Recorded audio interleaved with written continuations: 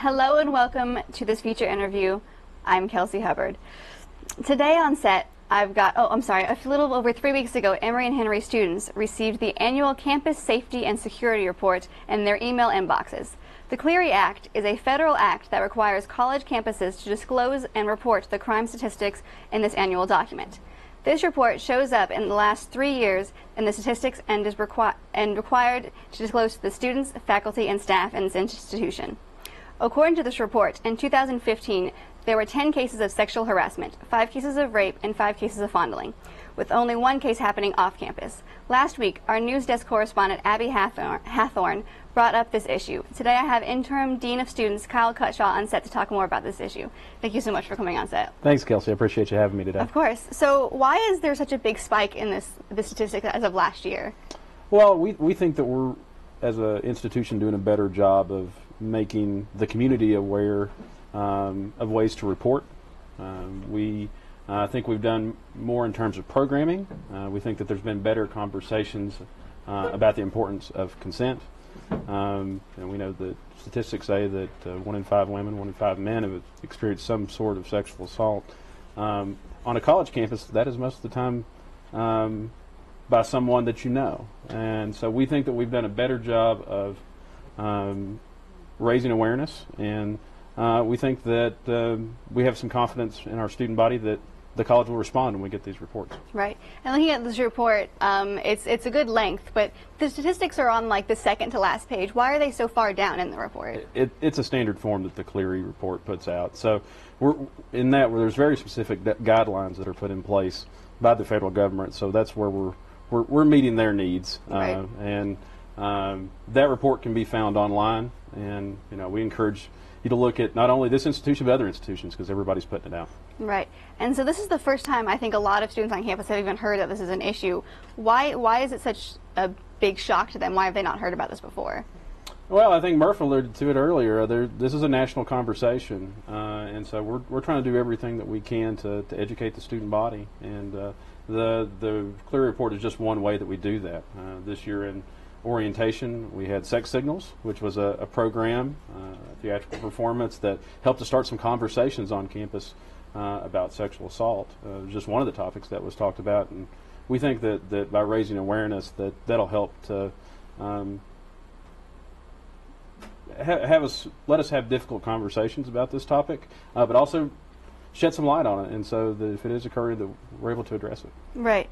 And so what can you tell us about these instances? Like, can you tell us, that it was definitely by friends and not by a stranger? Can you tell us it was at night and not in the day? Anything that gets reported to the college is confidential in terms of the investigation. So not a lot of information there. Most likely these reports come in through our student life that could be reported to. Any staff member is considered a mandatory reporter, and so those folks will come in. And I think, too, what you need to understand about the numbers is that's indicating the number of investigations that was held. These are reports that were received. And so we take every report seriously, and we investigate them thoroughly. Right. And so if, say, I had a friend who had been in the situation, they had come to me, what can I do to help them? Do I reach out to you guys? Do I reach out to the police directly? What is my action here? All those are right.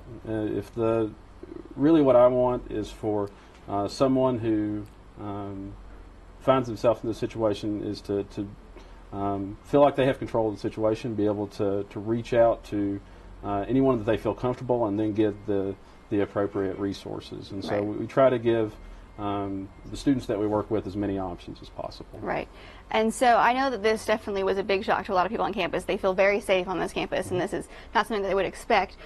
Is it safe to walk back to the room at night? Should I call an escort if I feel unsafe? What is, I guess, my action if I'm not sure what to do here?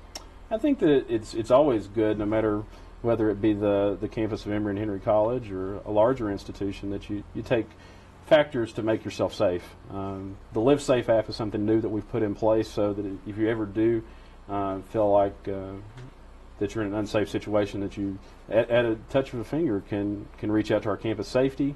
And they could respond quickly to that. So, and the escort service that you mentioned, that's something that we certainly offer, and so we do have people that take advantage of that as well. Right. And so in the situation, and I guess in the investigative side of it, what what happens if someone has been convicted? Is it, you know, what kind of punishment, I guess, do they kind of receive? The student code of conduct gives minimum sanctions, and so if a student is found responsible of, for example, sexual assault, that's a minimum 3-semester suspension, as well as that person may not be allowed back to campus until the student impacted leaves the institution. Right. And that's a minimum. There certainly is more that could occur, but that's a pretty standard sanction. Right. And so how can we get, I guess, this knowledge out into the students so that, you know, they don't have to ask questions like, what should I do? How can we get that to them better? I appreciate you having this conversation today. I think students having the dialogue is one of the best things that we can do.